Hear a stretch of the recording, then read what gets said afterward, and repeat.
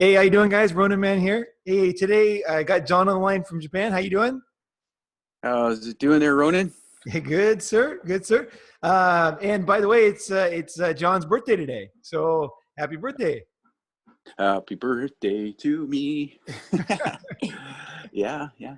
Well, I tell you, I wanted to get you on the line, and we just had a long conversation before this, guys. By the way, and the reason is because I want to do today's topic is friendship and male friendship, and I would say it's much deeper than that. It's friendship, but it's also male emotions, the And how to emotions. be a human. How to be a human. Yeah, how to be human, how to go through life, how to what is that? How to walk through the world with ease, and also avoiding the soap opera Mm, emotions mm, that are so common around us. mm, And, and I don't mean that as a put down. I mean like the entertainment and the way that other people act. It's very easy to mimic what is mhm, around us. It's very mhm. easy to take it on as this is how I feel about things, right? And like it's really important to the as a guy to really like realize how you feel, and like that is actually that is like almost the foundation for friendship, is knowing where you're at and what you will accept, and then being cognizant of that, and you know what I mean, being like actively understanding what you're looking for, and who you are. And allowing uh, people in, because as you get older, and you know, uh, when you start to uh, shut off a lot of people from, you start to build up your walls, right? You know what I mean? Certain people. Some people do. Some people do. Yeah, yeah, yeah, for Yeah, sure. That's a danger. The danger yeah. is in not having. Hiding in your cave kind of thing. There's a lot of guys, and a lot of times it's because of their women. Mm, They are they don't have male friends, and one of the things I saw with one of my good friends was he just broke up with his girlfriend, and the reason why he broke up with her is because he was going through a tough time, and then he was kind of coming out of it. Somebody had died that was very close to him, and he was very depressed about it, right? Basically. And yeah. you could see it in his face. Like his face turned red, his eyes were red. He was really having a hard time, I could tell. Mm, And so it was about a week or something, and then he was kind of coming out of it, and you could see him being very happy to be coming out of this fog. And hmm. the day that he came out of it, when he was really happy, like it was almost like he was more happy than usual, because when you're really down and you come out of it, it's like you kind of it's almost like a snake that digests like a huge animal. You know, Yeah. now you have all this like vitamins and minerals inside of you. You're happy, you're healthy, your muscles are strong, and you all of a sudden are just like excited to see the sun, right? Just to be alive. And that's how he was. He was like overly excited, way more than usual. And that was when his girlfriend was basically jealous and pissed off at him, and Yeah. like because he was simply happy, and Yeah. and he broke up with her right then, and is kicking her out because he realized that she didn't like when he was happy. He could Right. see it for the first time. Like this girl, she was nice in many ways to him, but she didn't want him to be happy without her. And Yeah. the guy was like, he's been listening to my channel a lot, he's been thinking Mm, about things a lot. And he's like, I don't want this. I mm, don't want this at all. Like, this is no good. So mm, like all the other things she did, the cooking and all this stuff she did for him that was nice, he realized that this was more important, and he got her the fuck out of there. And I was like, yes, and that's smart, like, mm. but it's interesting, right? He was in touch with that, but I don't even remember where I started on this. But yeah, this was fuck, dude, male emotions, friendships. I tell you, just gonna start with one thing, and you just jump in whenever you got something, right? Okay. One of the things that I really think is really dangerous is we watch a lot of entertainment today, right? We see TV all the time. TV is always on when you go to the bank, or when you're, whatever, you go to the movies, and you see advertisements wherever you walk. And Mm, all these things are telling you kind of subtly how you should feel about things, right? So, mm, when everybody's wearing black and there's some guy being inside of a wooden box and put in the ground, then everybody's crying, right? and then Yeah. you're supposed to be crying. You're supposed to be, so Yes. you're being kind of told that you're supposed to be sad when Mhm. a human being dies, and you're supposed to wear black, and you're supposed to stand around and wear sunglasses, and it's telling you how to act, you know. And Right. and so all around us are these subtle and not so subtle cues that tell us how to live. And I want to, I think it's important, it's very important to know what is real to you as a man and what is not real, and to be able to separate those two things. And also, I think it's really important to know um, when to be completely honest and break through all the fucking barriers, Yeah. where you just straight out tell somebody something, right? Like Yeah. super straight. And other times when you do have manners, right? Which is like, Manners. Yeah. Yeah. manner is a way to act around other humans. You know, I think that also is an important part of being a man, is that Yeah. you are in different situations, and there are times when it is good to have um, to follow the societal kind of traditions, and have manners in certain situations, right? So and it's a tough line, right? It's like, I think a lot of guys like really like, it's a very tough thing, and we have a lot of experiences together where we both butted up against these things. And you know, so let's just let it loose. That's what how do you feel about it? Well, I don't know why, but just the first thought in my mind is sort of, because, well, I'm in Japan, right? Is the code of the warrior, right? You know, the samurai kind of, could be all Absolutely. bullshit. And let me just real quick, I'm just going to say that's what a Ronin is for guys that haven't listened to all the episodes. A Ronin is a samurai. Okay, he's a well-trained samurai. He's got a samurai sword, 18 layers of steel. That's why it's so sharp. German is just one piece of steel that's been sharpened. 18 tiny, thin layers. A very, very Folded, high quality steel pounded folded together. over. Yeah. What's that? Folded over. Yeah, fold it over to make the sharpest knife in the world. And Japanese knives are the best knives in the world. There is nothing similar to Japanese knives. I've used knives. You can buy a $10 knife in Japan, and it's better than a $100 German knife. It is, if you buy the right knife. And you know where you buy them is to go to Yes. the Tsukiji fish market. Oh, for sure. Yeah. I bought a $10 knife in there, and I had a cooking. I knew a friend, and she was a cooking teacher, and she gave me some very expensive knives, a set of them, and Yeah. they were fucking awesome. They were better than anything I ever used in America, and we used Yeah. to have nice knives, but because I like knives. But this knife, for $10 knife or $13 knife, whatever it was the best knife. It was so thin, you could slice a tomato, like a ripe tomato, into like almost like pieces of paper thin. That's how sharp Oh, it was. yeah. Yeah. It never got dull either. I mean, it never got so dull that I wanted to sharpen it. And I used it for over 10 years, and I cook a The lot. the reason that's totally true. Even their yeah, that whole that all goes back to quality and tradition and all that. But the Ronin, right? He's Yeah, yeah. the masterless samurai, right? Right. Yeah. Good for bringing me back there. So a Ronin is a samurai. He has that sword, and he has a master. Right. He's in the hierarchy, and then He's masterless. what's He's that? wandering. He's wandering.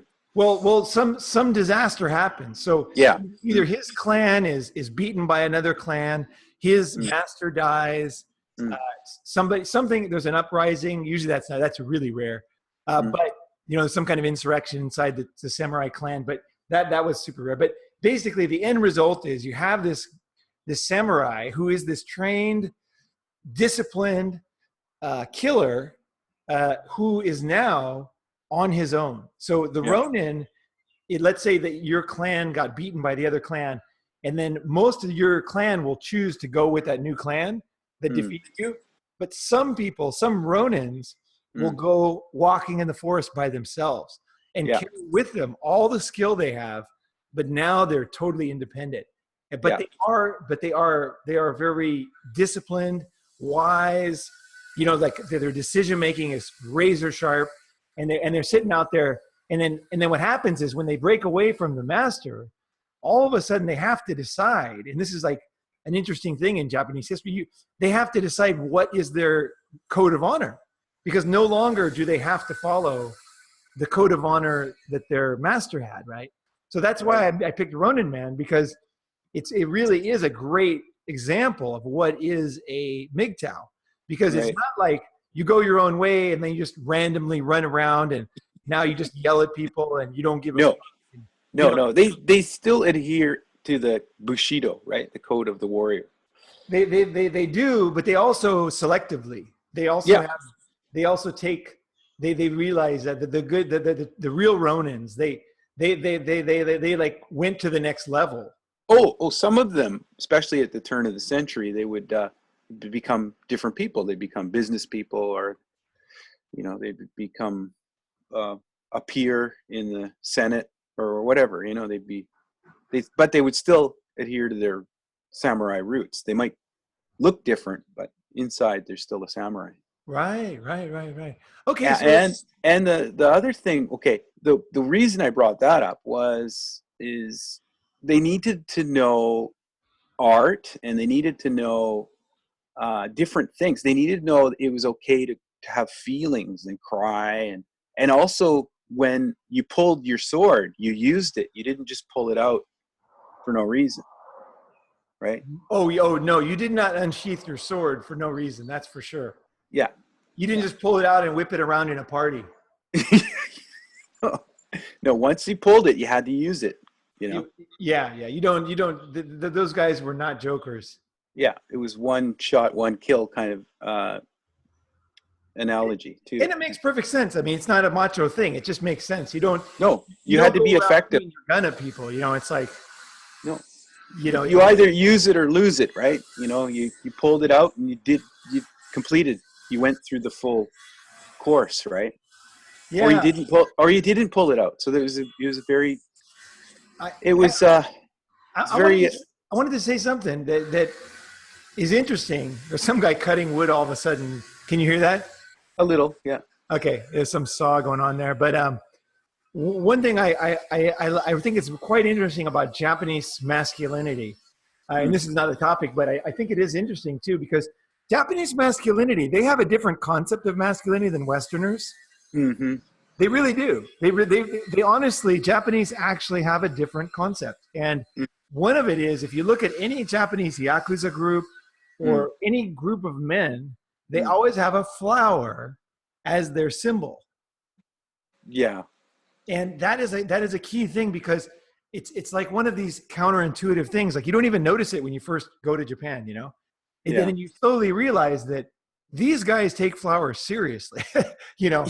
It's like, like when I first got invited to go look at flowers, Yeah. I was like, honestly, I was like 25. I was like, I almost thought it was a joke. Like, look at flowers, like, like, just go look at what am I going to, but, Yeah. but I learned over the years that a man can appreciate beauty, and it can appreciate nature, and Well, it's actually a very guy thing to do, is to appreciate a natural thing. oh yeah, it's the delicacy of life. It's finite, right? Well, that's the Japanese concept. And I think that there is a lot of truth to that. Yeah, it's just so people don't know. It's the sakura flower, the cherry trees. They bloom, but they also bloom in the beginning of a rainy season kind of thing. And so they bloom, and then some years they bloom, and then it rains right away, and they're pretty much down. And they're it's over. Like, the whole celebration is like over in a couple of days some years, and other years it just doesn't rain, and the cherry blossoms last for like 2 weeks of beauty. And it's for the Japanese, that's partly why they could commit suicide when they were flying the Zero into the American ships, because it was like, they're like a flower. It's a short, bright, it shines bright. It is a beautiful thing, but then it quickly goes out, and it's over, and there's no tears. There's really not so many tears. It's like, that is what life is that burst of excitement, that burst of beauty, Just And, supernova. yeah, supernova, and there's a lot of truth to that. I don't want to go off too much on it, but I really think that concept of the Japanese is a keeper. Mm-hmm. And even the fireworks are called hanabi, right? Which is flower again. Right. Right. So yeah, it's good. The whole thing about art and appreciation, delicacy, and having feelings, and this is in our culture, but we just didn't learn it. It's there. It's not just the Japanese. We've got it too. It's just we haven't been taught it.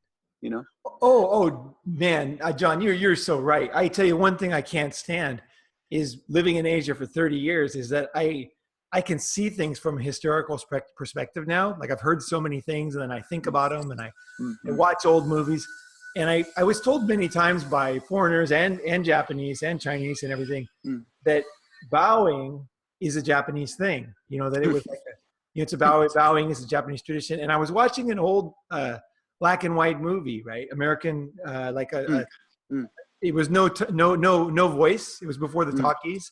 Yeah. And in the scenes, the couples would bow to each other when they walked down the hall. They would bow to each other when they met each other. Oh And I yeah. realized that bowing, it's one of these basic human things. Like Westerners bowed too. Western cultures, everything that you see in Japan, everything that you see in China, everything that you see in Brazil, everything you see in a native tribe, almost all of it was in all the tribes.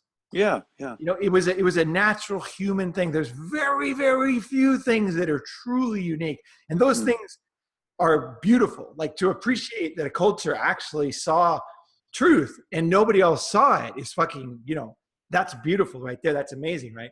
But it's very rare. It's much more rare. It's much rarer than people think. Actually, a lot of these things, they were just lost over time. And so today, it's like, oh, they're the only people that are real humans. They're the only people who have real emotions. They're the only people with traditions. Actually, they've been the ones that have held on to it longer. But if you look back in your own history, you often find that exact same thing, emotion, action, tradition, whatever. And that's something that it was just lost. That's how history is. Things get lost, before the computer, like pictures would just get lost. I lost all my pictures of, 16 years in Japan were lost. I left the whole box with somebody and then they moved offices and lost it. I lost everything, so that's what happened in history. Like shit just got lost, You're true. Like even with the Romans, they made some pretty damn awesome shit and it still stands and it's made of concrete. They forgot the recipe for concrete apparently until later on. Right, the concrete that lasted like that, they lost their recipe. And there's recipes get lost, and actually the whole thing gets lost if it's made of wood. Then it was lost. If somebody wrote a book on pieces of wood, that would be lost. Languages that were spoken that were never written down, they were lost. So what is it? So the soap opera, what really got me thinking about this for the first time was back in like 92. I had a friend in Japan. He ended up being not a good friend, but I did learn some things from him. And one of them was somebody died, and somebody that we both knew. And it was somebody that neither of us liked, right?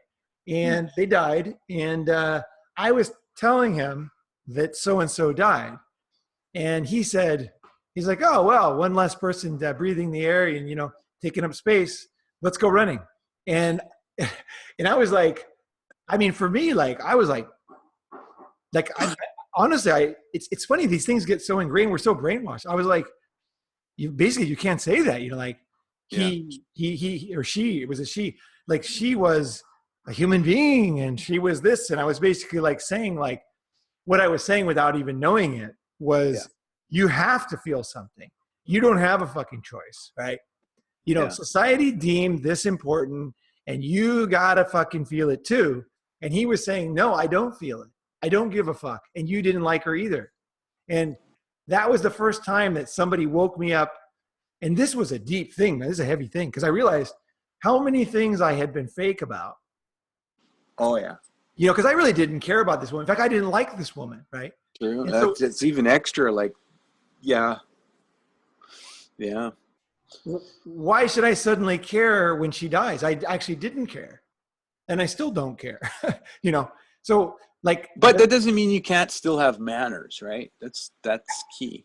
Absolutely. This is an absolutely key point. and this is this is so true. How do you see that? I see a lot of like people, and I just want to add in, like, I see a lot of MGTOWs, and what they're doing is they're breaking away from society, right? And Yeah, like that's totally different. That's way different. but no. What I'm saying is, like, when I broke away from the West and I went to Japan, right? Mm-hmm. And nobody was watching me, and I could do whatever I wanted, essentially. And so it was easy to be undisciplined. It was easy to break my own morals, my own personal morals, right? Mm-hmm. Because there was nobody. Make shit up too. That's right. I could make shit up. If somebody thought I was a certain kind of person because of the way I looked, I could just roll with it because there was nobody else there that could say, wait a second, this is not the way you are, is it? You were like this, right? There was no reality. So I was easy to go off into like almost la la land. And I remember show up late for work and say, hey, what's the big deal? Yeah. Back then they would forgive you for everything like that because they needed English teachers and they needed foreigners. They needed like outside blood, and they would just kind of like, they were easygoing. They didn't really realize what it was a different era. But the thing is, what's really good for me was when you go your own way, it's the most important thing. You should go your own way, and you should make these mistakes, and you should get lost and not know who you are, and you should break your own morals and then feel bad about it. And then you figure out who the fuck you are. Right? But I remember one thing, a lot of things happened over the years, but one of them was when my sister moved to Japan. And I realized that there was a lot of things I was living that weren't really me, at the same time as I also realized that there was a lot of things growing up that I did that were not me. And now I don't do them anymore. So it was a mix of things like coming both ways. It was like a tide coming from both sides, right? It was like some things I realized, oh my God, you're an idiot. Like, you're acting like, who the fuck are you? Right. You know what I mean? Like, is that really you? Well, you're unlearning and relearning, that's a struggle all the time.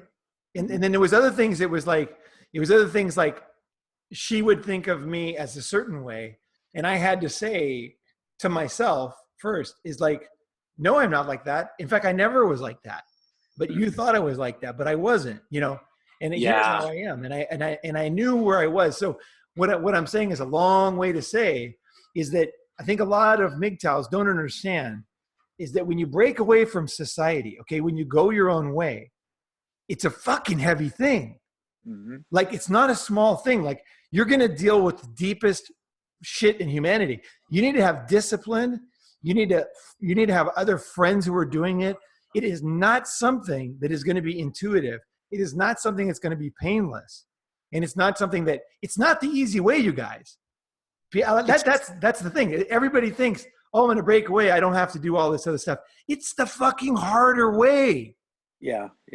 Because you got to find out who you are, who you're not, why you do things, what's real, what's not, how to find a friend, how to be honest, what's a real emotion. Because no longer are you faking every emotion. You're not faking things. You're not following along. You're not following the path, right? So fuck, this is like going through the goddamn fire, right?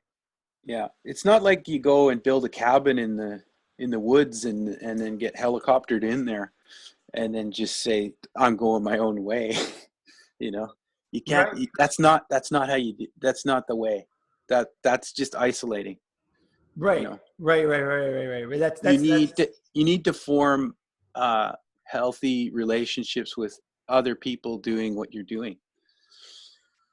Right. Wait, is there anything like of our friendship, right? We've been friends for what? How many years? Like since 98.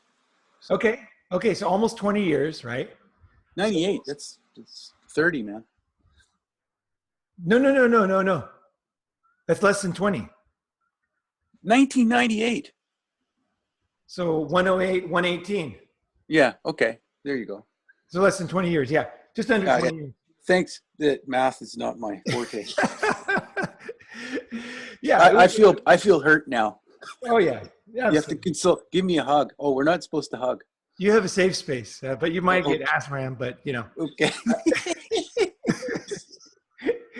But so the thing is like, how do you see like what like the rough and tumble of going your own way of making male friendships. What have you seen, like, from me, from us, from things you learn from your brothers?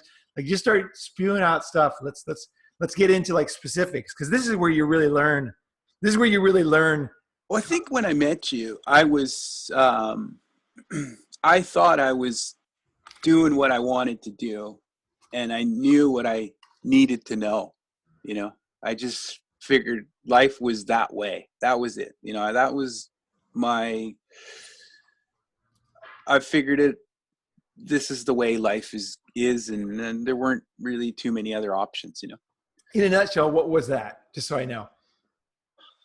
Well, I was living in Tokyo and just going out and drinking and having fun and bringing home chicks and just carrying on, and make sure you hold down a job so you can keep your lifestyle moving along. And that was pretty much what my life consisted of. And I thought that was somewhat fun.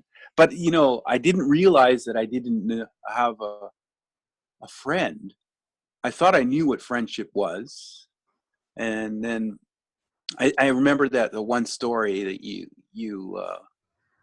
I don't know why this came up, but we were talking and you go, you don't know what a fucking friend is if he was standing in front of you. You know, you don't know the true meaning of friendship. I remember, and you don't remember that story. I know we talked about this before, but it was, you know, what friendship meant to you and what I thought friend, you know, my interpretation of a friend was somebody, you know, and you call and he's a guy, you know. Okay. That was about the extension of what it is, but you got to maintain this stuff, right? It's, you know, and that seems like a bunch of work, right? Like fucking maintain, you know, oh my God, like another thing to fix, you know? Yeah, you may as well rip through the story. Like, basically, you told me yesterday, so now I can say it myself. I didn't remember, but basically we had an appointment at, say, 1:00. Oh, that one too. Yeah. And you were not there. And then 20 minutes later, you called me, said, "Hey, where are you? You know, let's meet up." And I was like, we'll meet up some other day. You know, I'm busy. Like I was doing something new, right? And yeah, click, see ya. And like, you were like, what? You know, like, I thought, you know, friends could just, you know, show up anytime. Like, you make an appointment and just kind of show up when you have time. And you weren't even showing up, you were calling, right? So, yeah. And for me, it wasn't, I think that it's really, it's super important to, I don't want to use words other people's use, like respect people's time or all this bullshit. I don't like that idea. But basically we had an appointment for 1. Yeah. And so I guess what my idea of it is if somebody is running late, okay, is that my basic concept of being a friend, or I use the same concept for business meetings too, but it's like, as soon as I realize that I might be late, it's my job to tell you immediately, right? So when someone sends me a message at, like, say 11:59 and they're supposed to be there at 12, I already know they're fucked. You know what I mean? They don't get the concept, right? Because there's no way you realize you're late 1 minute before you're late. You know, you knew like 20 minutes, an hour before that. Yeah. So I think different. I think keeping appointments or making appointments, I think it's okay to be not perfect, but I think personally, my own personal, the way I look at it is like, as soon as I know, I should let the other person know instead of try to cover it up. So just say, oh, look, I missed the train I usually catch. I might be late. And then that gives them an opportunity to say, you know what, let's do it another day. Because I'm putting myself out there. I'm not making them, I'm giving them, you know, I'm wrong, right? You know, so I'm giving them the opportunity. I'm putting the ball in their court. And, and so then that's one thing. And then the next thing is again, when I'm closer and I know more, I'll send them another text, say, I'm at so-and-so station. Yeah. So for example, I won't say like, it's going to be another 14 minutes because I don't really know how many minutes. Now I'm already wrong. Okay. And my friend is waiting for me. Right. Yeah. So no more bullshit. Right. Yeah. Now it's time. I can't even say, like, my judgment on how late I'm going to be doesn't mean shit anymore. Right. Yeah. And I know that. So what I'll say is, look, I'm at Shinjuku Station and I'm guessing it's going to be another 6 minutes to get there, or, you know, something like that. And that's okay, because then they know, like the male logical mind is like, oh, he's at Shinjuku Station. That's about 6 minutes. Okay. That's what makes that. I think that's what makes a guy comfortable. They'll just say one quick thing. They did a study of German drivers it was guys in traffic. And what they found is there's an 8 times greater chance of having a heart attack in traffic. Okay. But then they went further and they started putting signs up on the roads saying how long it was going to be, and heart attacks went down. So it wasn't the traffic, it wasn't the time, it wasn't the missed appointments, it was the not knowing, right? That's what caused the stress. And so, so I took that seriously, and I realize now it's the most important thing is the other person understands what's going on, and also you're giving them the opportunity to totally cancel the thing and redo it another day, right? Oh yeah, yeah. Not that they would do that, but it's just like, it's like admitting you're wrong. That's part of it, is just saying, you know what? That's huge, yeah. Yeah, it's like, and then the other person appreciates it because they're like, God, this guy's already coming all the way across town. We're like, for example, he starts to judge it. He's like, we're meeting near my office. He's coming all the way over here, and he's late. What's so bad about that? And he's being cool about it. He's telling me exactly where he is, and he's kind of like leaving the thing in my court to basically say, fuck you, not today, right? And then the guy's like, okay, cool, totally cool. So when you do arrive, the guy's like, it's no big deal, right? Yeah, you're not going to dig it up again. It's done with. No way. No, because you did it right. You kind of like, and I learned a little bit of this from the Japanese actually, but I think that these are the things that I think make the difference. And then when guys cover shit up, when they don't admit they're wrong, when they don't, it's like, this is not good for friendships, And when you're a friend too, and they say if you keep doing this, right? If it's a true friend, he'll say, look, can I talk to you for a minute? Like, can we, like, I'll tell you what works for me, Right. And that goes right into the talk with our friend from Toronto. Yeah. I just quick tell the guys this story. It's a great story. There was a friend of mine, and he was kind of looking at me as a mentor for different things. And so I was helping him with various things in his life. But he had one really stubborn thing, is that he was a double master's degree, very smart guy. Now he's very successful. He was having a tough time then, but now he's very successful. And one of the things he couldn't see in himself is that he dressed really, really sloppy. Like, I don't mean like a little bit sloppy. Like, he would wear dirty sweats in downtown Tokyo, not just sweatpants and sweatshirt, dirty sweats, right? Because he rode a motorcycle.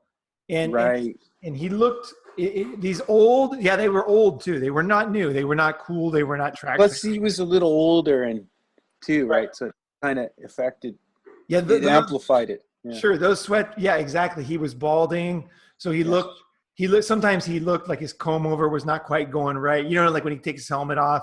So and his hair was like it was not cut short. So he was, when you wear a helmet, you either have long hair or short hair.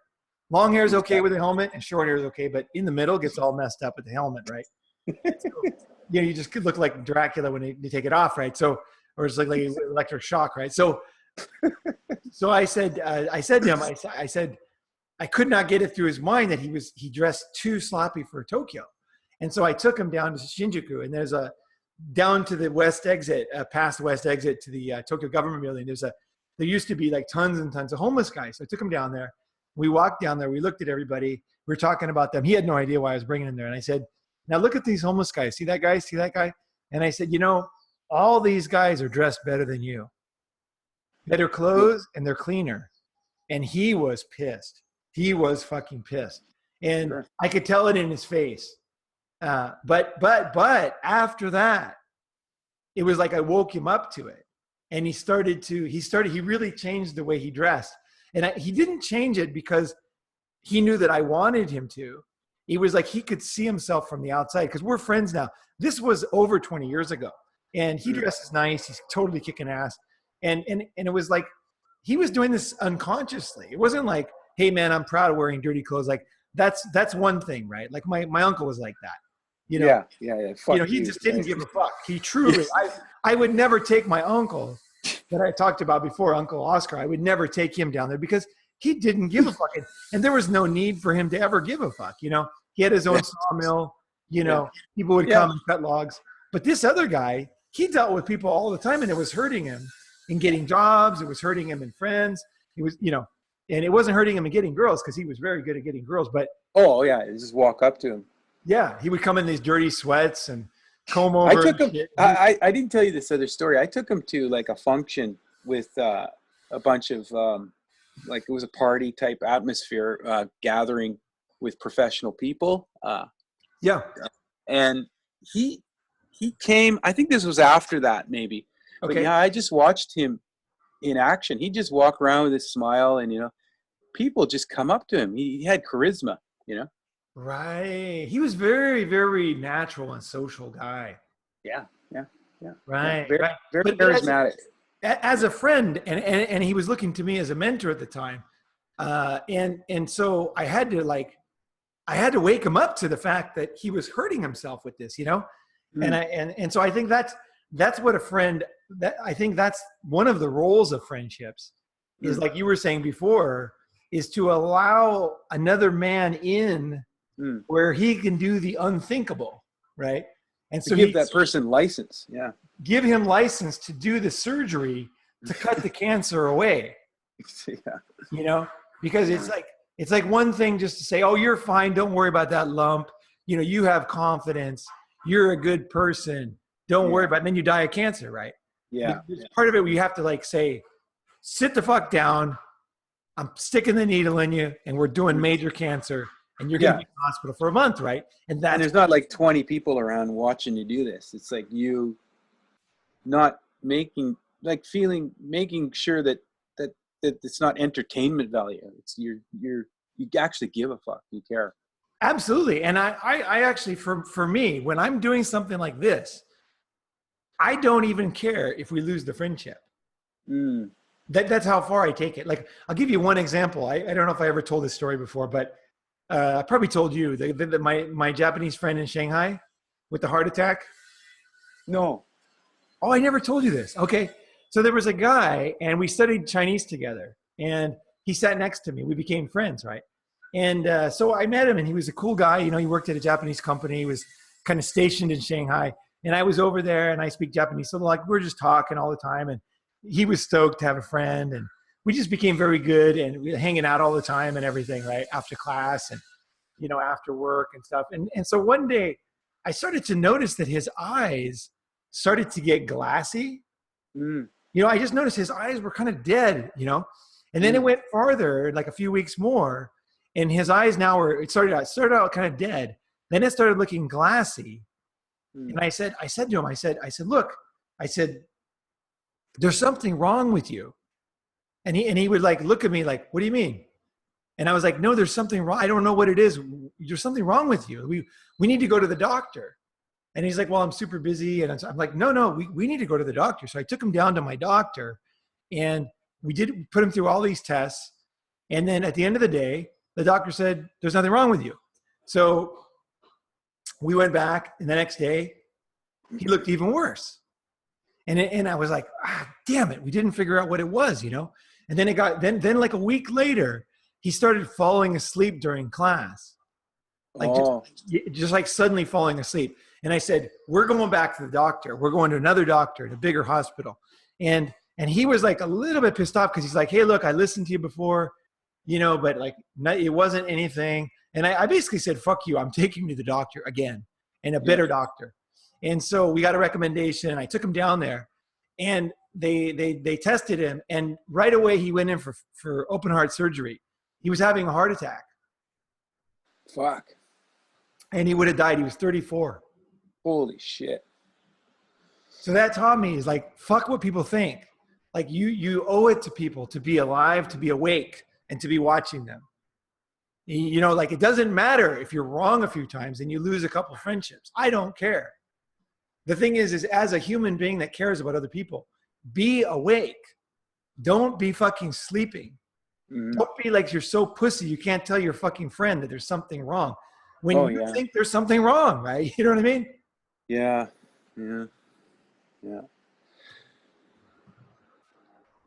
So we were talking about how we're kind of formed, remember the soap opera analogy thing?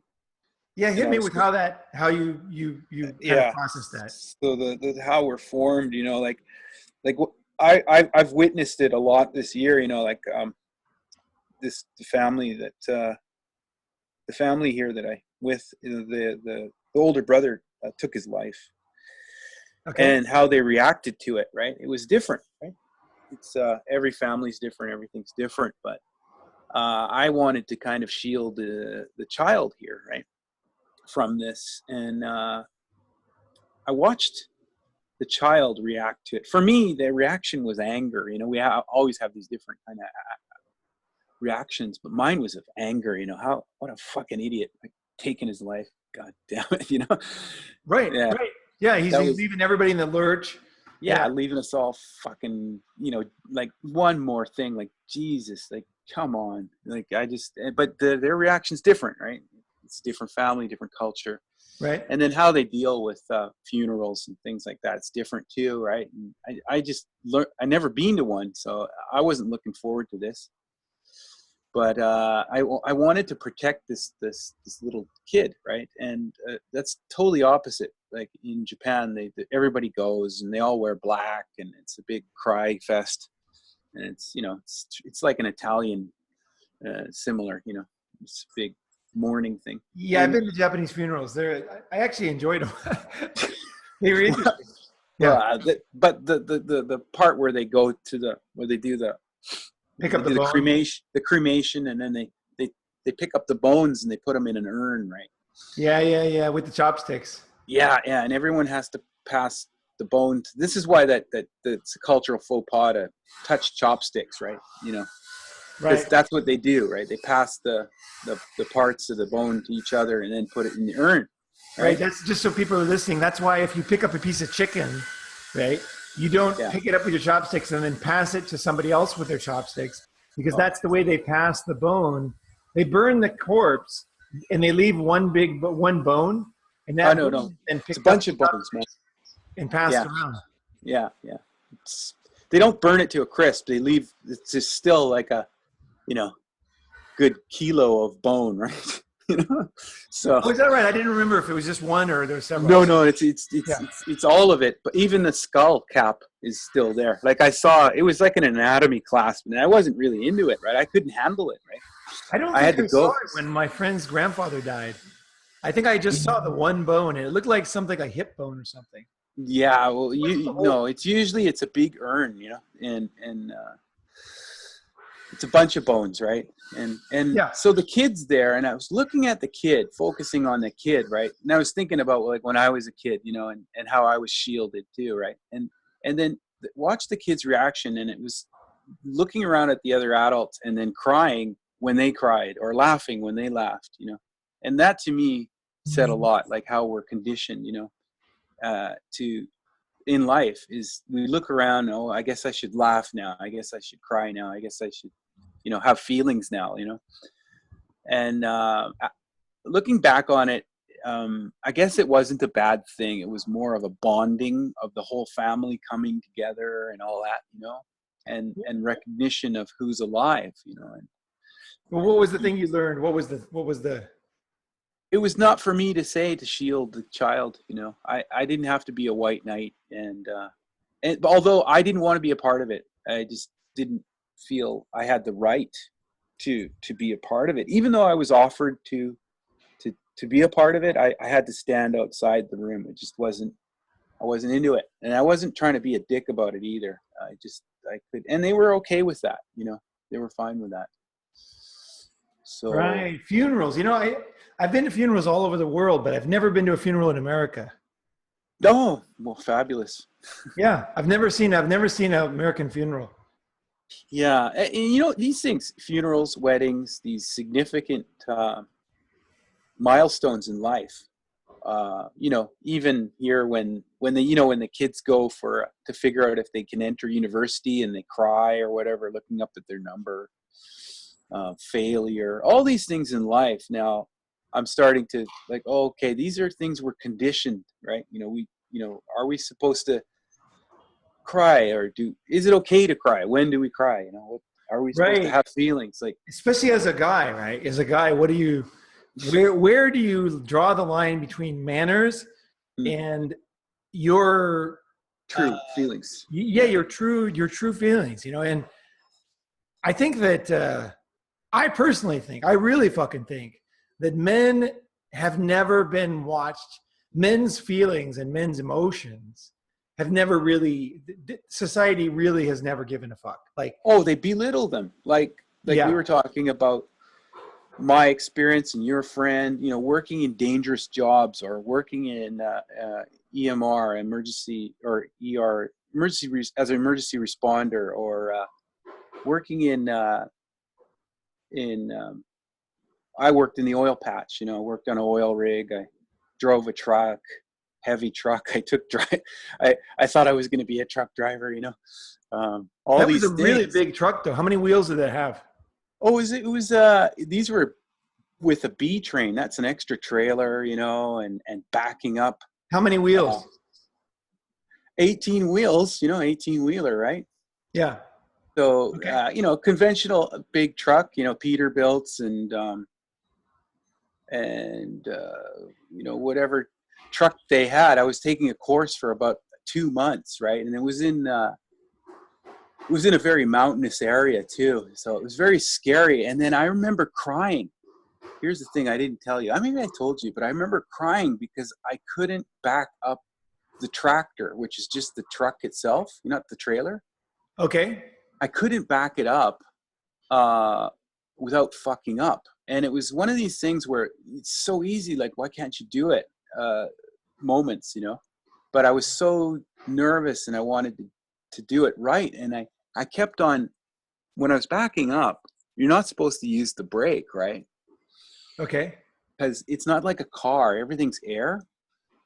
And Right. then, so Air brake, yeah. it's complicated, but when you hit the brake, the engine wants to work harder. It wants to work more. It's not like a car. It's different. Oh. Yeah, it's different. Okay. So you're supposed to use the clutch like a brake. You know, so as you release the clutch, the engine starts to slow down. Not use the brake. As soon as you hit the brake, the engine works harder. Okay. Okay. So you got to wrap your head around all this shit, right? Yeah. And Yeah. you Yeah. can't be thinking it. You got to just be doing it. And once you start hitting the brake, and so I hit the brake more and more, and the truck's like getting revved right up, and you know, starting to back up faster, right? So then the instructor, he just pulls the emergency, which is just it's like a pop a switch, right? And it's just boom, and the truck just stops and quits. And he goes, Aaron, what are you doing? You know this stuff. You've done it before. Right. What's going on in your head? What's upstairs? What's going on in that head of yours? He was under pressure, right? Yeah, you know, your head's, get your head back in the cab, he says, you know, because the cab is where you're sitting in, right? Your head's out there. Get back in here. What are you doing? What's going on there, right? So he was being a friend. Yeah. And then I started crying, right? And there's two guys in the cab, right? I was fucking weeping. And I had one of these experiences with you too, right, in Shanghai, where I couldn't do what I wanted to do. What was that? I don't remember. We were working so hard on that project, and yeah. Oh fuck yeah. Remember, I was crying. I was like, "Fuck, I can't do this." You weren't like you weren't crying like guys would think crying is. You know, some guys that didn't know you wouldn't even notice. You know, so just so people know, you weren't like sitting there like, you know, like I remember that exact moment. You were sitting on the sofa, and I was standing up. I remember now, and like it wasn't obvious you were crying. Like I knew you were very frustrated. I knew that. You know. Yeah. You know, oh man, that was a fucking moment there.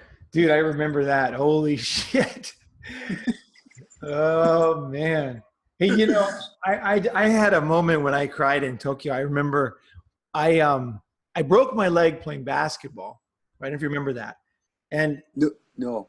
Yeah, so I was playing basketball and I twisted my ankle over someone's foot and just twisted, slammed my leg, and I was fully playing. I was very athletic, so I was usually like jumping around, running around, you know, and like this was like the first time I ever really broke a bone, you know. And so then I needed serious crutches. Like, you know, I could not put any weight on my cast, you know.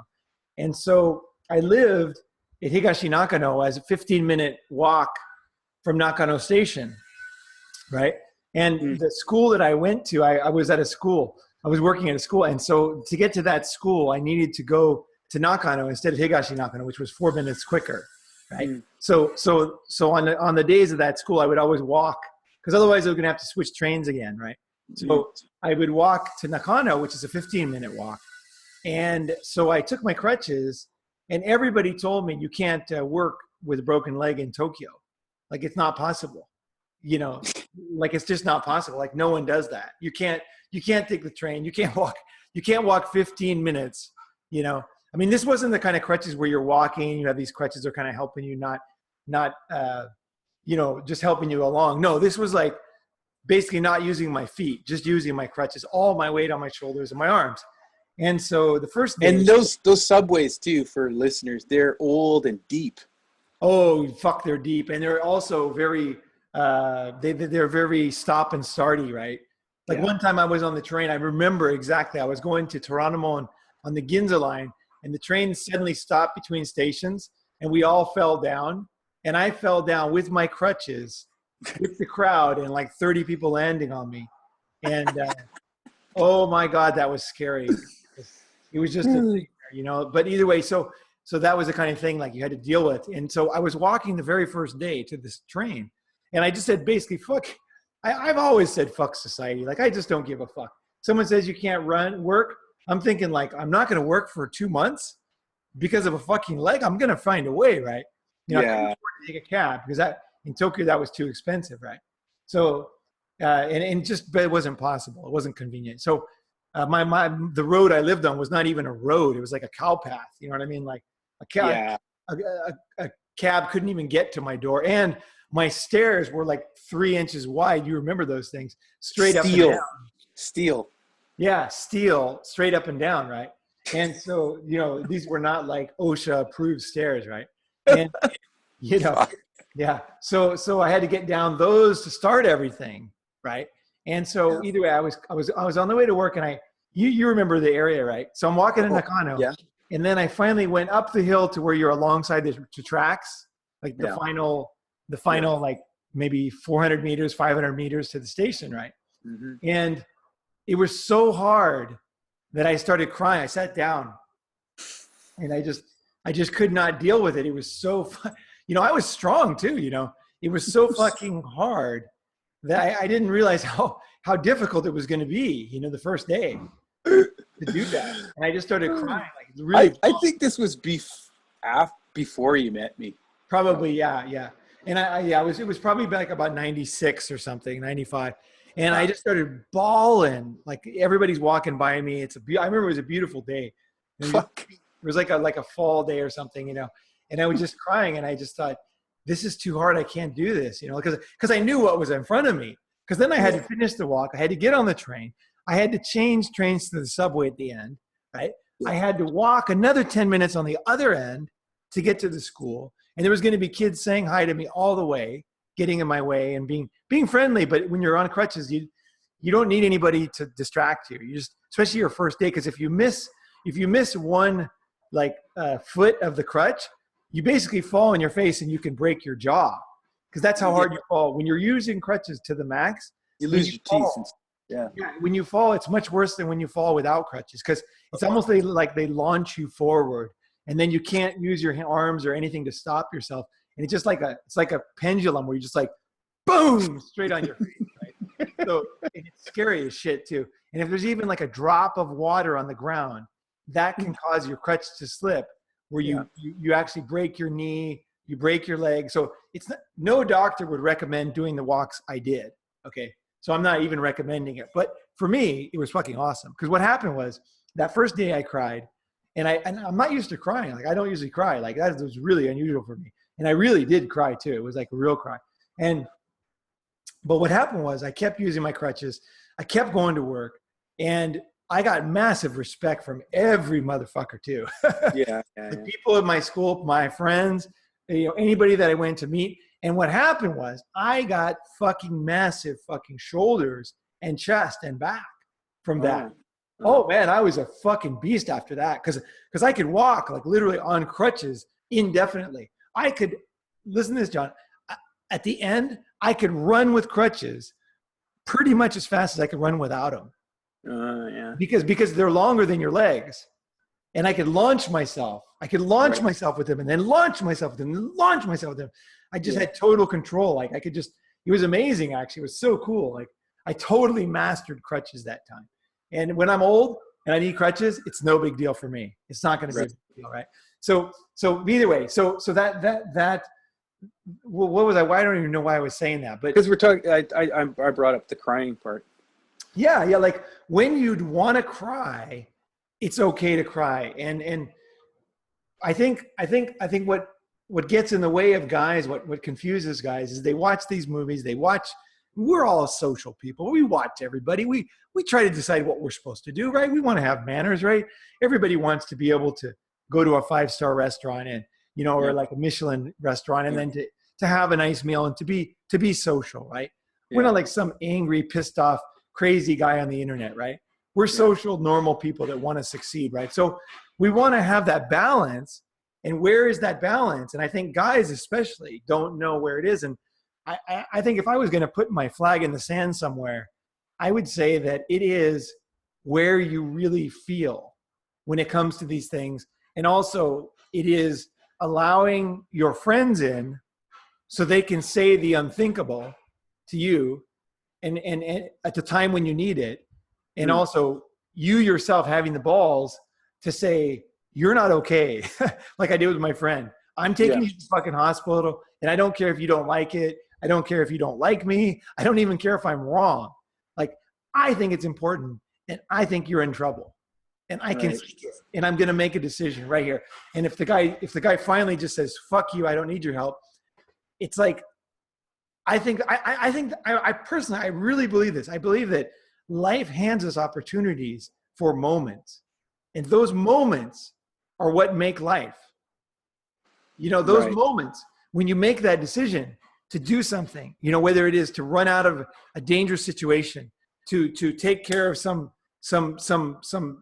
bully, to catch somebody, to help your friend, like to say goodbye when it's the last time you're going to see this person, and not be a pussy and say, oh, I'll see you again, or give me your email. It's like, no, man, I might never see you again. I want to say goodbye. And the guy's like, well, we can do this on Facebook. No, this might be the last time we ever meet. Right?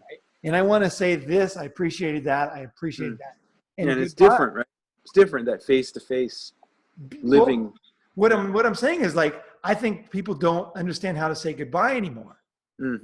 Like, goodbye is a key thing, because when you don't ever see anybody again, you'll be glad that you went over it, right? You'll be glad that you said, here's what I appreciate about you. Here's the moments I remember, right? And goodbye.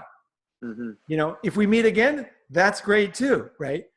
But like, I'm pretty sure this is goodbye, right? It's like only a fucking piece of shit pussy would not understand that. But that's unfortunately where a lot of guys are. Right. And they're supported in it by a society that just basically lives in the fucking, in like this fake emotionless experience, or, Yeah. That's partly to do with the technology we're using right now, though, too, right? I mean, we don't know that there's a line there too, where you got to be real and see people like in the flesh, I believe so too. I believe so, but I wouldn't diminish the online part of it. I wouldn't diminish the conversation we're having now. Well, I'm not diminishing it. I'm just saying that the advent of it has allowed for that, like, never ending, not being able to say goodbye, not understanding some of these primal human feelings. Right. And also I would even agree with you, and I'd say even more that getting together is important. It's important that we meet again, me and you. Oh, yes. Like, we haven't met in years now, right? It's Yeah. important that we see each other. I see how you're doing. I see your eyes, because Yeah. there's 100,000. The human beings recognize 100,000 different emotions in another human being's face. Yeah. We Wow. actually can recognize actively even stupid people, even some party girl at a club. Human beings have the capacity to understand and react to 100,000 complex, subtle human emotions. And that's how we survived through evolution, right? Right. Knowing when a smile was, I'm going to, a face came up in the middle of the night and like, I'm going to kill you, or like, it's so good to see you. True. The ability to see that in an instant, and to subtly to be able to read every complex thing in that human being space way faster than your brain can do it, is an essential thing that everybody that has. Otherwise, we wouldn't be here. Like, we would literally have been snuffed out of the gene pool, right? Right. Yeah. And So that fortunately, comes from being in person. true.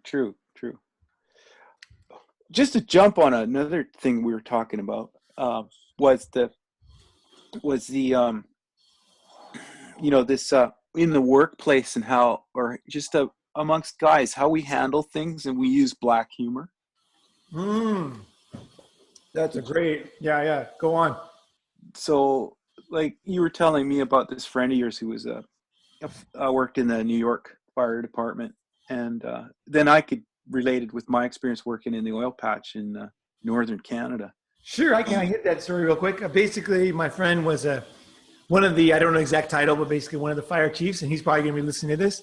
So how you doing, sir? But the thing is like, he said that in the fire department, there was a codified set of behavior where they saw a lot of death. They saw a lot of grisly death, right? When you're a fireman, you see people burned alive. You see all kinds of stuff. Like, whenever they have something, and this is one thing he really turned me on to, whenever they have something that's like, they don't, like, society doesn't know how to handle, they call the firemen. That's not even a fire. They just say, look, solve this problem. That's their job. Yeah. It's not a law enforcement thing, right? So, for example, he told me about one situation where a guy had jumped off a building and he basically landed on a sharp fence, a cast iron fence, and it speared him like a kebab, right? And so, like a shish kebab, right? And so, there he was, dead as a doornail on this thing. And the guys were like making jokes about it, like they were like, making jokes about kebabs and this and that and barbecues. And like, that's how they handled it. That's how they dealt with it. Right. Yeah.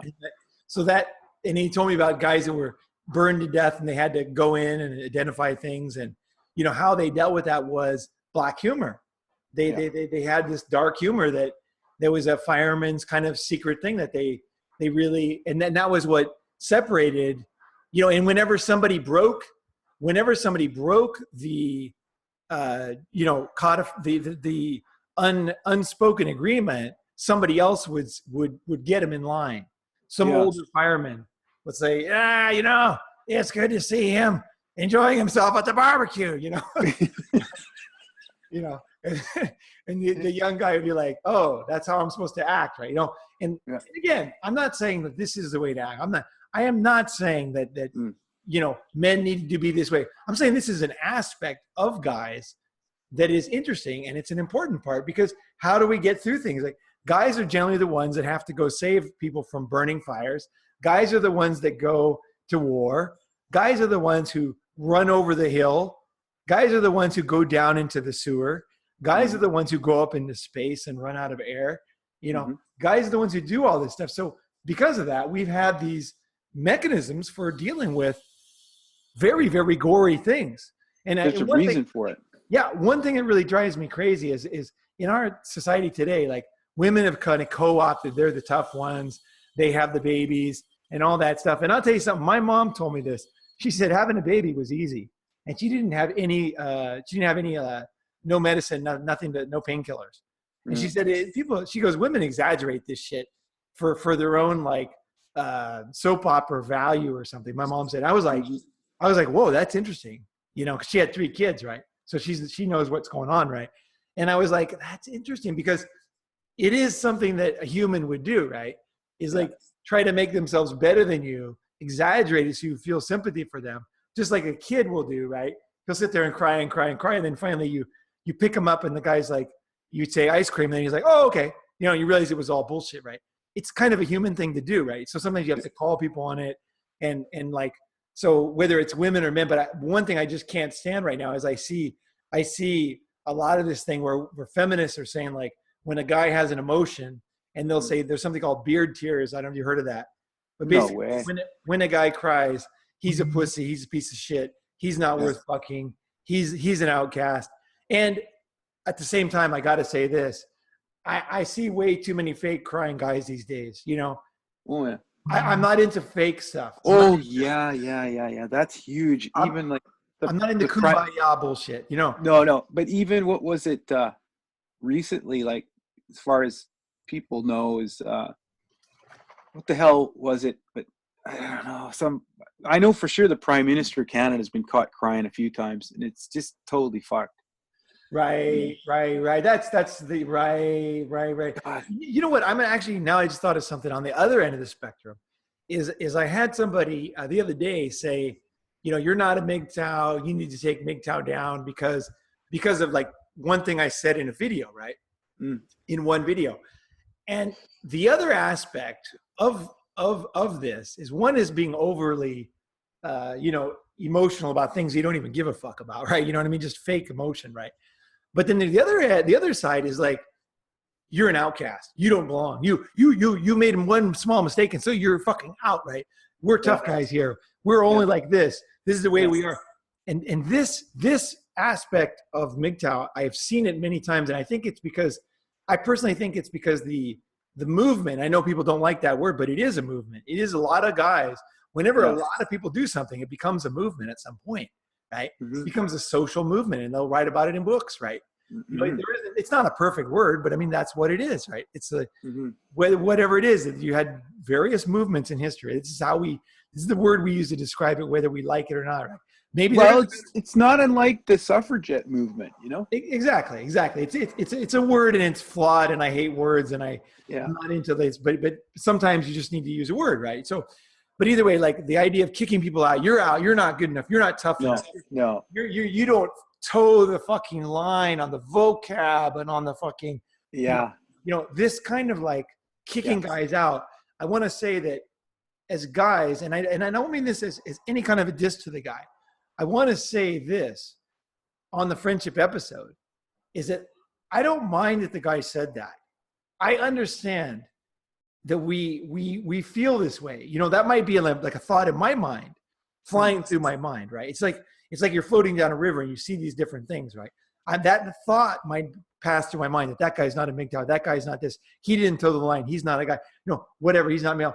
But in the end, friendship and love and companionship and growing and learning and experiencing life together with other guys is way fucking more important than vocabulary. Okay. Somebody that you don't think means shit to you might end up being the most important guy you've ever met at some point in your life. And you literally don't know. And I'll just say this last, is it's often a total surprise who that person is, right?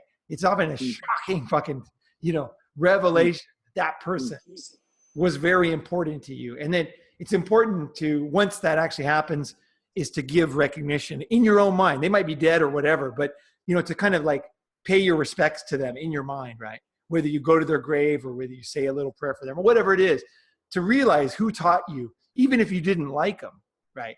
Okay, so off on that. So what were you gonna say? So thank you for those kind comments.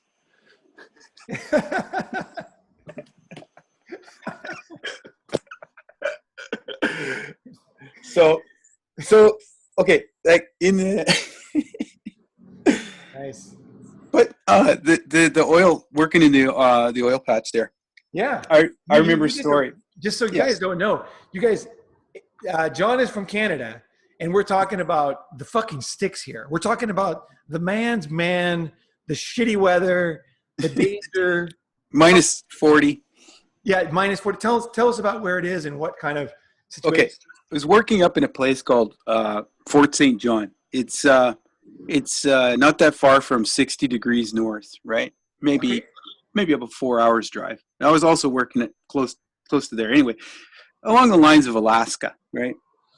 Hmm. And winter comes early, and it's beautiful up there and nice, but fucking when you're working outdoors all day, you're you get frostbite, and you learn how to live, and you learn how to listen, and when somebody, it's not really politically correct up there, and there's a reason for all this. It's all guys, right? It's all guys, and I was working at that time. I was working on the pipeline, and this is they call it Big Inch, right? It's this huge Okay. pipe, and for hundreds of kilometers, and it's just me and this other guy, or we were surveying, right? This wasn't before that. I was working on an oil rig, actually, which I didn't like. That's why I got into surveying. But Okay. I was fucking smart. I didn't want to lose a finger or nothing. But Right. everything is huge up there. Like the bolts are as big as your head. The wrenches are like as big as your leg. It's all like meant for a giant. It's not meant for humans. And Okay. and then so a guy will Sounds be cool. shouting at you. Some fat guy. He said, "What the fuck you doing? Move your fucking head!" Right? That's how people talk, and that's actually pretty polite of him. But when you first hear that, you're thinking, "Why is the guy screaming at me?" Well, there's a big chain like swinging past your head. You could die. It's like what happens up there is you don't get scrapes. You either die or you don't get hit. It's either all or nothing, right? Right. So the it demands a different uh, set of manners, set of tradition. Oh yeah, yeah. You got to throw all that society away. Like a lot of those guys that work there and live there, they can't function in society, but they function really well there. It's like people going to Afghanistan or some battle. They function better there, even though that they know that they might die. They function better there than in society. It's very hard to adapt, right? And Right. I remember a story. There was a story like because all kinds of people go up there, young, old, people escaping jail time, whatever, normal people, intelligent people, really bright people, the whole spectrum. And it was all men. And I was working in this place. It was a 600-man camp, right? All men. When I mean men, it was men. Like if there was a female, there'd be just some old lady in the kitchen or something, maybe. And when you're with guys for 3-4 weeks at a time, and in the bush, you really start to figure out who you got to be with, and who's an idiot, who's going to fuck you over, who to talk to, Judgment. yeah, how do you, what's the language of understanding in the situation, when to use the F word and not, maybe when to shave and when it doesn't matter, these kind of things. And I remember there was a story of a guy who we're going into, it was after work, so it's like 6:00, and we're going into the kitchen, and there's a big lineup, right? And you don't cut in line. Like people will put you in your place like quickly. There Right. won't be any fucking language. You'll just be shoved out of the way, right? Right. And these guys are talking during dinner, right? We're having dinner, and they go, "Yeah, fuck today." Like they got these big tractors, right? They're laying the pipe into the trench, right? Yeah. And then there's some guys walking behind the caterpillar, right? It's these are D8, D9, huge. Like you can't see, the guy can't see behind him or in front of him. It's huge caterpillars, right? And there was a guy that's too close, right? And I guess the boom swung over to move the pipe, and the guy got hit. And the guy described, he goes, "Yeah, you should have seen the guy. His fucking leg looked like a bunch of chiclets." Right. I'll never forget that, because that's the way they handled it, right? It was no like, "Oh, I wonder how he feels," or there was no there was no real sympathy. Like, it was more like, that was to say, don't be too close to the machinery, right? Like, don't be a fucking idiot, right? Mm-hmm. You know, and that was to teach a lesson to all us other guys too, right? Like our crew, like, you know, watch where, like, always look up, like, you know, like you did to me too when I was in Shanghai. You were saying, look around, you know, it's not OSHA approved, right? Like sharp objects sticking out, right? That was the same attitude as being in the bush on the pipeline, right? Right. Wait, that's okay. Tell me when you're done, and I got a couple questions about that kind of guys up there. Oh, okay. And the other thing, you know, there's going to be guys that steal your shit, and there's going to be guys that fuck with your head or go tell you, like, if you're young, right? They're going to fuck with you. They're going to go get us a bucket of fucking hot steam or something, you know, or go find the key to the propane tank or whatever, you know, make up shit, right? Yeah. It's just, they're just fucking with you, right? And that's all indoctrination. It's sort of like hazing Hey, in a it's hazing. fraternity. Yeah, yeah. It's an important part of. Yeah. It's an important part of. I want to add something here, and I know this is going to be fucking controversial as fuck, but I really think it's true. But anyway, this is what goes on, right? And it goes on up there for a reason. One of it is how to handle situations where you don't fall apart, because look, you're out in the bush, shit happens, cell phone coverage doesn't work as well as you think it does. You know, it's minus 30, minus 35. You know, you could die if it gets dark early. You know, you gotta have your head on all the time, right? Like, Absolutely. equipment can be dangerous. You could fall.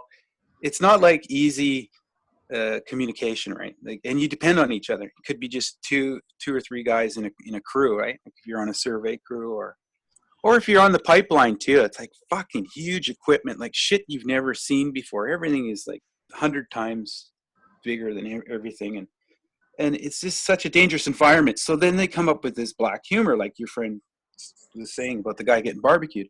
Yeah. And that is so that you can continue to function, and maybe like a couple weeks later you break down and cry and go, fuck man, I knew that guy, like that was my, you know, mentor. That was the guy I started with, that guy, you know, and you know, now he has no leg, you know, and then you can cry. But at the time, it's how you handle stuff. And I think guys have the same thing in battle or whatever. In those situations, it's a mechanism, because if you took it all in, you'd overload, right? Your brain you'd have that's when guys have nervous breakdowns. They take in too much. They feel too much, right? Right. That's my theory anyway. Right. When I worked at the sawmill in Sweden, Yeah. northern Sweden, I was using this one machine, and one day I was working on the machine, and then the machine had been like, it was not used the whole time I was working there. I worked there for like 2 months, and it was never used. It was always the one machine that was never used. And one day they put me on it, and I was working away, putting things in there. And then the guy who I had talked about before on a podcast, who wanted me to stay in Sweden and get married, and he was really pressuring me to get married. He was a nice guy and everything, but he thought that was the secret of life. And he really believed it, you know, and it was for him, I guess. But he said to me, he said, oh, by the way, the reason why that machine wasn't used until you're using it now is because the last guy lost his fingers, you know. And and so then he said, be careful when you're letting go of the wood. Don't hold on to it too long. And so then I paid attention, right, you know, and didn't lose my fingers, right? So the guys are in these situations, and you can tell from the feminist movement that women do not appreciate or understand what guys have done for their families, for society, for women, for children. That they really look mean and like assholes. Really, seriously. When you understand what guys have done in the past to support their families, to support their mothers, to support basically societal structures and electricity and things like that, it's really like they're and I think the MGTOW people, the MGTOW movement, whatever you call it, MGTOW consciousness is starting to basically say, like, look, you fucking guys, like, there's only so far you can take this. Like, to say that everything guys did is bad, like, this is fucked. Like, there is a line in the sand. In fact, it was almost like a sign of like maturity and wisdom that the guys didn't like get all emotional in the beginning. But there's a limit. It's like when some guys are getting their hands fucking cut off, legs fucking, made into fucking hash browns. Chiclets. To give money to have a baby, to send them to junior high school, private junior. I mean, there's a limit to how far you can lie, basically. And there's a limit to how far you can denigrate someone's sacrifice, right? There just is a limit. And I think I really think that at this moment in time, guys looked the other way and didn't really pay attention, until now. I think guys are like finally like, what the fuck? Like, if I don't even think old guys really understand yet what feminists are saying about them. And like, it's like, wait a second. Because the thing is, you can say you don't care about what people say, right? Fine. The thing is, they're teaching children. Yeah. Children are going to seriously believe forever that men only did bad things, that men are bad, and being male means being bad.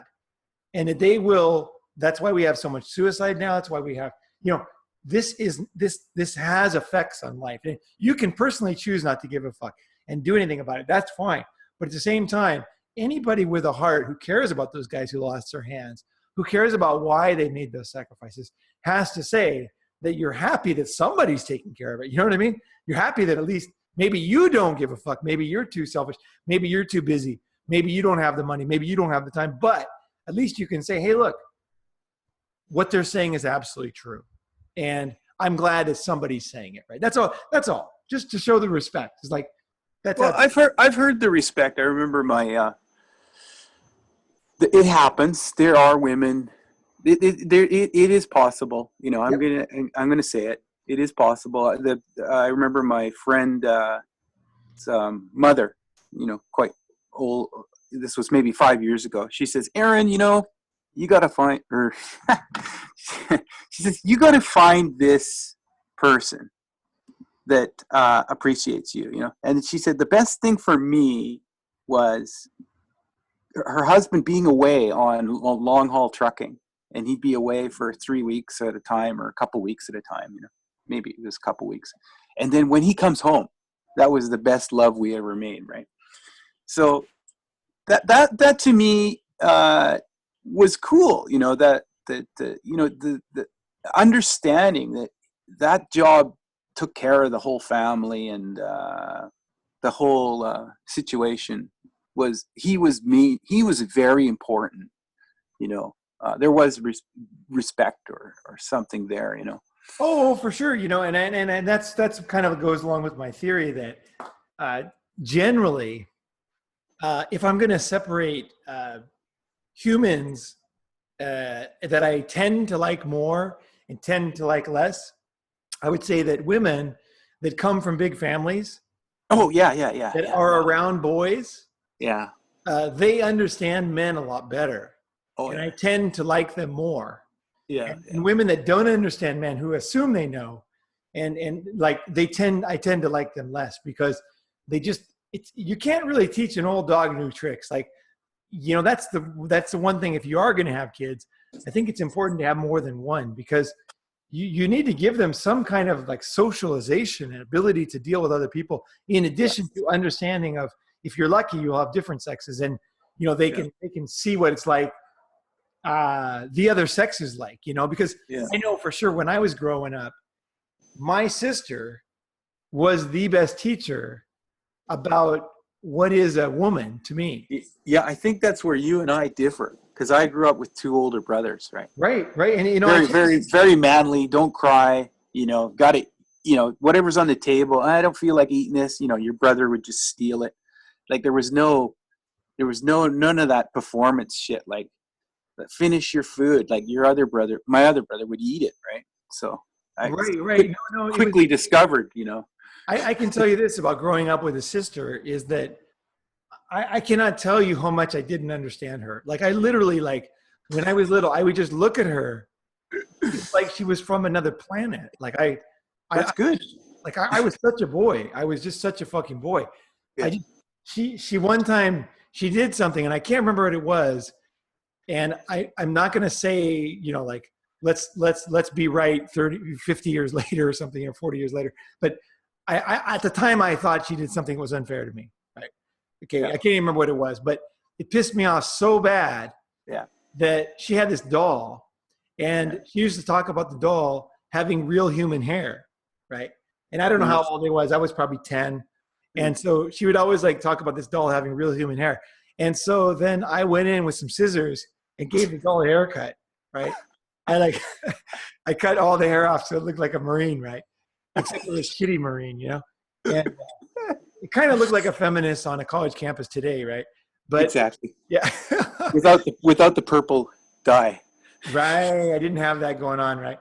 But she, you know, and of course she was super pissed off about it. But I felt like whatever she had done to me was so bad, I needed to like destroy the thing that she loved the most. Like I was so pissed. It wasn't easy to get me pissed. I was a happy motherfucking kid. Like I was not a revenge type of kid. Like I was a fucking laughing, easygoing kid, you know. But whatever she did, it made me so angry. I felt it was so unfair. I think it was like framing me for something I didn't do.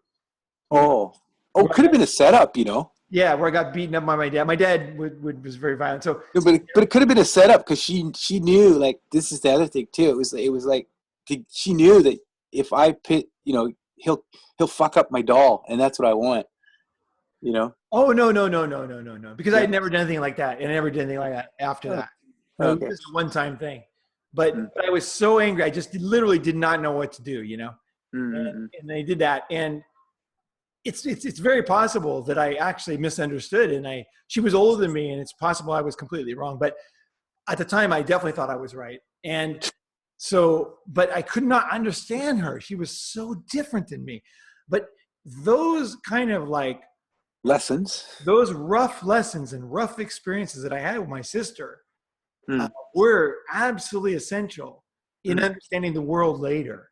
Oh yeah. Understanding how 50% of the world acts, and how 50% of the world talks, and how 50% of the world thinks, and how 50% of the world does good things and how they do bad things. How they do it is different, you know. And it was like how they socialize, how 50% of the world socializes is different, you know. It's she would never do what we did as boys, you know. Like we would get in fights all the time. I used to like, all I would do is just gun hills on my skateboard and then come home with like road rash, like it ripped my fingernails off, and you know, I had like broken this, broken that. Like that was like so normal for me to come home with like a rusty nail through my foot and a broken nose at the same time. Sleep in your clothes. You had to go to tetanus shots, and you know, and then my mom's like, "How did you do both these things at the same time?" You know? Sleep in your clothes, have a bath once a week. Yeah, just all the things the boys do. And I looked at her, and she would sit there and read books all the time, and she had all these like statues of horses everywhere, and she would with her friends. She had a horse, and so we had a horse, and I hated the horse. I didn't like horses. I didn't like animals really. A horse is a horse is a horse, you know. I shouldn't say that. That's not true. I loved animals. I loved dogs, cats, but the horse, I was resentful against the horse. And the reason why is because I wanted a motorcycle. And my mom didn't want me to have a motorcycle. And which is a horse in itself. It's kind of like, well, it's a woman's horse. A guy's horse is a motorcycle, right? Yeah. I wanted a fucking motorcycle. She got her horse. Why can't I have a fucking motorcycle, right? You know what exactly. I mean? Hey, I get the logic. The horse costs way more money. You have to pay every month, you know, to house the fucking thing. The motorcycle. It's totally not fair. Yeah. And so I was pissed off at the horse, and I didn't like the horse because I didn't get my motorcycle. I finally did, thank God, when I was 14. But and then I was stoked, you know. Then the horse was all right after that. But either way, like her and her friends used to when they greet each other, they used to go like a horse, and that's how they greeted. They go. No way. That's how they greeted each other, and that was their little like secret language, you know. And like, God. And to me, like they would sit around and they go in their room. Like when her friends would come over, they would just close the door and just go in the room. And they would talk. They would play with the horses. They'd play games. They would read books. They Yeah. would be quiet. There was no blasting music. There was no fights, no broken windows, no skateboards, no motorcycles, no rocks. And then, like me and my brother, like, I remember one time my friend, I talk about a lot, my best friend, we decided we're going to play baseball with an aluminum bat and a golf ball. Oh yeah, yeah. That's one of my favorite stories there. Facing the apartment building that we lived in. And so, he wings it at me, and I like did a perfect swing. I absolutely connected as hard as you can possibly connect with something. Line drive into a fucking window. And when an old man was sleeping in there, and it Oh hit yeah. the window, it hit the window so hard, the window literally disintegrated into dust. Nice. Like, there was no pieces of glass anywhere. Well, that's good for the glass fitter. And it took the whole curtain rod across the room and hit the other wall. And then the guy came down and started kicking me, He was not pleased. He was not happy with that. And that was the one time my dad backed me up, actually. Whoa. Yeah, the one time I remember, I shouldn't say that one time because I was a kid. I'm sure my judgment was fucked. But the one time that I felt like my dad backed me up, even though I lied, he said, "Did you do it?" I said, "No." he told the old man to fuck off, And that was important. No, I'll never forget that. It was the one time my dad, and he never backed down. Like, I'm sure later he figured out that I actually did do it, but he never backed down. He never gave me a hard time with that. It was a very kind of manly thing. I thought it was very cool, It was You know what that is? He made a decision to go with it, right? That's like pulling out the sword, right? Right? He pulled out the sword. You got to use it, right? It didn't matter that whether killing was right or wrong. He pulled the sword, man. Right. Fuck, that's so true. That is so true. All right, well, on that note, why don't we call it a day, and then if we want to do a part 2, if people are excited, they enjoyed this, we could maybe go more into it. Do you have anything you want to add? I remember shooting a homeless guy at my brother's place when I was a kid, and my brother backed me up this sort of similar way. What happened? I had an air pistol, right? Okay. And we were, shooting things with it. And then there was this abandoned building and glass window, and I was shooting the window, and I hit this homeless guy. Ooh. And they made a big deal about it. And I didn't even know there was anybody there, but Sure. Yeah, I paid for that one. I had to do community service, and and then it was like then I had to go in to see a probation officer, and my dad was like, a prison guard and stuff, right? So they were asking, like, what kind of movies do you like to see? They're trying to psychologically, like, this guy's fucked, right? And actually, you didn't even know there was anybody in there, right? Yeah. They were trying to make me out to be this crazed fucking nutcase, right? And then my dad says, I don't know what that has to. This is again where he pulled the sword, decided to go with it. He goes, I don't know what this has to do with the incident. He didn't know anyone was there. Where are we going with this? And this was like a probation officer my dad was talking to. And then I ended up doing community service work and doing my part, and to be done with that. It wasn't like, and then the important thing was I wasn't made to be out to be this psycho weirdo, right? Right. So, Oh, that's an important thing, man. Fuck. And when people don't realize, when you said your dad's a prison guard, he actually was a prison guard. That was his job. Like that wasn't a metaphor, Yeah. Totally.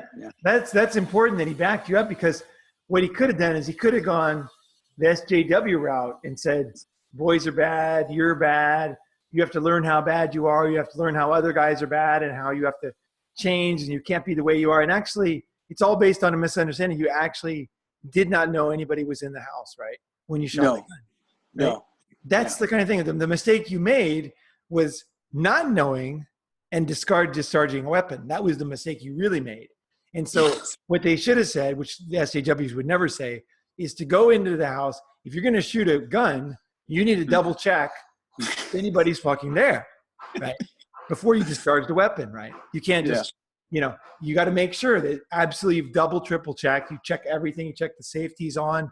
There's all these things you do with if somebody does have a gun, right? And how you deal, how you handle a gun. That would be the lesson. And that would be the thing to learn for you, is like why you made a mistake and what the mistake was, right? I didn't believe it. Like he had to actually show me where he was hit, like in the chest, right? Wow. Yeah. Yeah. But Yeah. it was, it was a 177 pellet gun, right? Right. Right. Right. Air pistol. And I thought of it that way, but no, they took it. This is a weapon, man. This shoots at a certain velocity, and this is serious shit. Right. Right. But the important thing was, I wasn't made out to be a psycho nutcase, because when they started using analogies, like, what kind of movies do you like to see? What do you do in your, like, psychoanalyzing me, and I didn't even know it, right? They were taking you down a very dark road. Yeah, and my dad was like, where are we going with this? Like, I know where this is going. Like, I'm glad my dad was a prison guard at that time. They were painting you as a psycho, as a psycho kid who was heading down, was basically danger to society. Yeah, I like to kill animals and stuff. Yeah, yeah. Fuck, that is a dangerous motherfucking thing. If there's one, if you went back with a flamethrower and a nuclear weapon in their house, I wouldn't blame you. Like, that kind of shit has got to stop. Boys being painted as that way when it's based on a misunderstanding is such a travesty of justice. It's such an injustice that it needs. It's labeling, right? It's a labeling thing, right? Well, I guess, in some ways, like the prison system, they need new people. It's a private prison in America. They make money. Yeah. So more people go to prison than ever. And that's another topic. And they're mostly guys, right? Yeah. And, no, that's heavy, man. That's heavy. It's so easy to take these what boys do out of context, right? Oh, yeah. That's the whole Ritalin thing too, right? The whole Ritalin epidemic, right? Right. Overactive, right? They're supposed to be overactive, for fuck's sakes. Right. Well, of course. That's the way the testosterone starts kicking in, and boys are absolutely out of control. They're dealing with this incredible burst of like crazy fucking chemical. Yeah. And they eventually learn to tame it and to master it. And also it also subsides too. The peak levels subside, but they do learn to deal with it. They learn to, learn how to live with it, right? But it takes time, and it's not easy. But they figured out that Ritalin thing, right? What it did is it was a setup in your brain, and it's really handy for meth later on. The meth kind of. Oh, to switch over to taking. The signals you've already set up. You've already set the kid up, right? Right. I am not big. I do not believe in the depression pills, SSRIs, whatever, the serotonin uptake. All that bullshit. I've never been into that. I've never believed it. And I've helped a lot of people that are imbalanced in different 12-step programs, and I've seen it in action. I'm not like a newbie. For 30 years, I've been dealing with people with serious problems, just in my life. And I just don't believe it. I just think it's total bullshit. I really do. And I know it's complex, but it is like a lot of people, they have this knee-jerk reaction. And it's kind of like what we said at the beginning, is like, you're supposed to feel a certain way. You're supposed to think a certain way, and actually, no, that's how science moves forward, is when people actually, they have a lot of experiences and they say, wait a second, I see different patterns. I see a different way. And that's how that's what leads to breakthroughs, Right. Scientific, societal breakthroughs, right?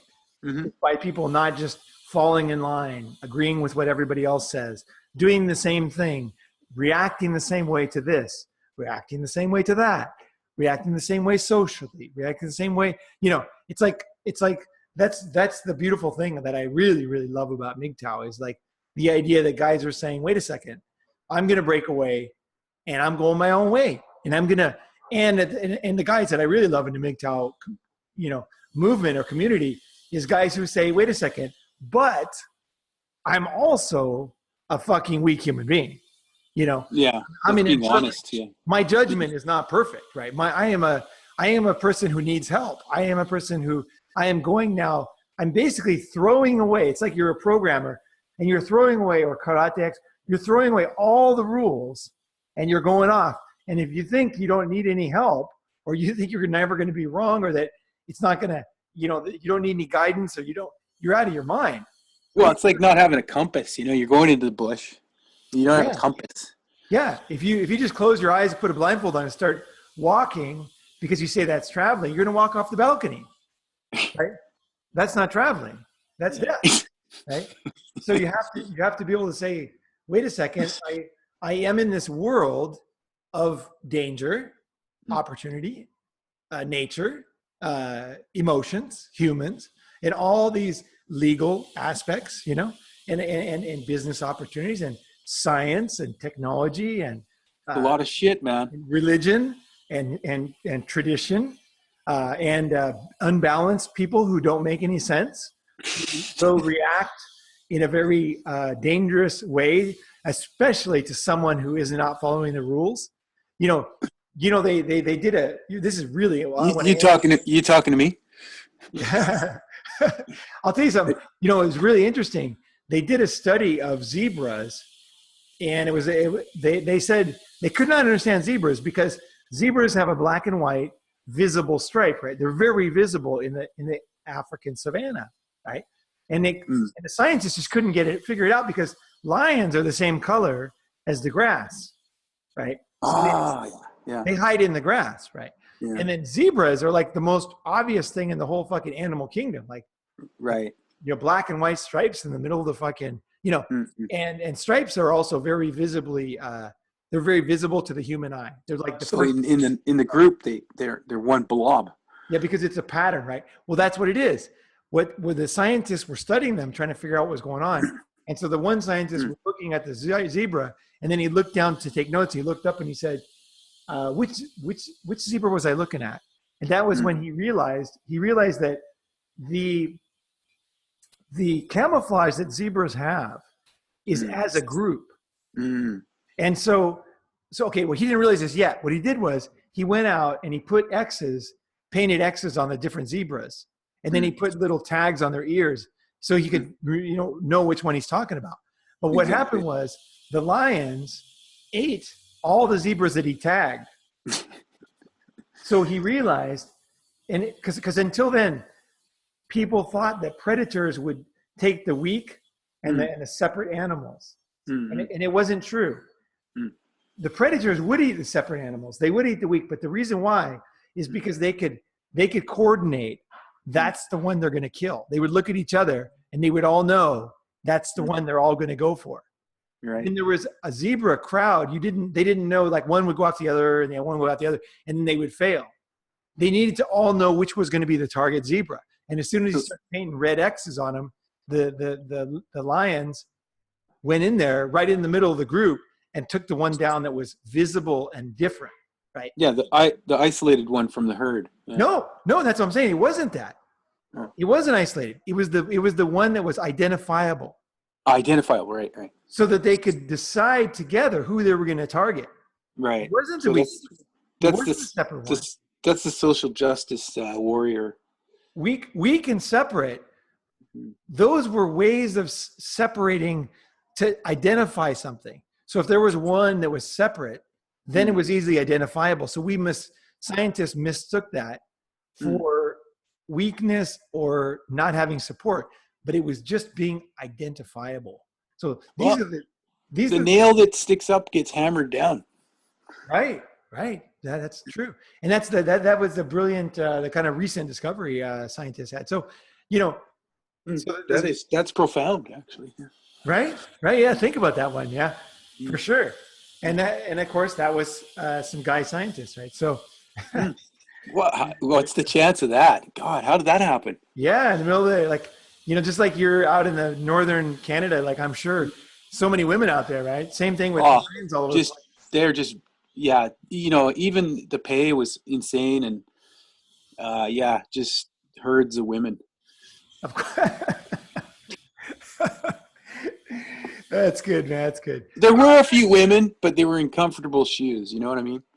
Yeah. And the thing is like I really love life. I really do. I enjoy all people. I enjoy interacting with different people. Today I'm going to leave. The building manager is a woman, and I like her. She's very friendly. I'm going to do yoga later today. And one of the girls that comes, she's very friendly. You know, it's not about hating anybody. It's just about what I want to do is I want to come closer and closer and closer to the truth with this podcast, you know, and we're going to make mistakes along the way. Right. But it's all about finding what's real. That's what gets me wood. That's what I get off on, you know?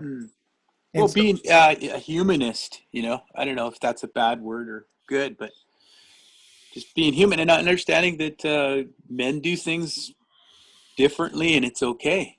Right. And it's like, it's been like ignored for most of human history. Or belittled. Right. Actively denigrated. Men's emotions, men's way of having friendships, men's way of interacting. Like, we're not having a bromance, okay? That's right. Fucking bromance was made up by women. Not happening. We're not going to cuddle, okay? No, it's not a fucking bromance. And we talk to each other in a certain way, and we have an eagle eye for each other, like knowing where the other one's at. If we see the person going off too far, we're not here to like say, oh, you know, you're doing great as you're walking off the balcony. You know, it's like, no, that's not cool. That's not, I have my flag is in the sand. Like, I will not allow a friend to do that without telling them. And if they don't like me or they're like, they can't deal with it at the time, that's fine with me, because that's what friendship in life is about. You know? Yeah, it sometimes takes a while too after that to figure it all out. You know, you might be pissed off, but hey, I live now. I'm alive. Like, absolutely. And I look back at men who helped me 40 years ago, and I have gratitude, and they've passed.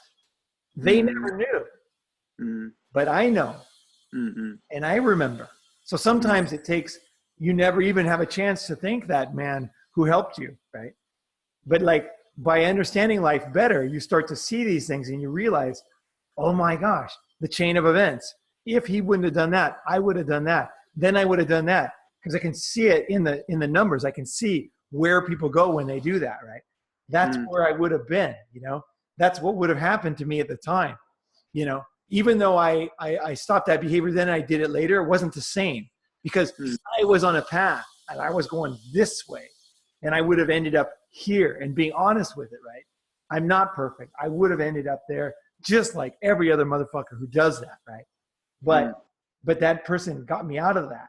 And then later, when I had more, you know, vision, maybe I did the same action, but I was not in that same spiral, right? So there's so many ways to look at it, but being honest. Maybe that's a good lead to take the path less taken, or the road less taken. Maybe you could do a Ronin on that one. Robert Frost, man, I love that fucking poem. All right, John. Well, thanks for being on, and let's call it a day here. Hope you have a nice birthday today. Hope you get out there and fucking, you know, whatever it is. Pizza, man. I want pizza. Fuck the cake. I don't need cake. But hey, it's good.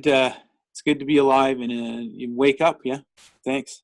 Hell yeah. Have a good day. All right. Okay, John. Tell me when this is uploaded.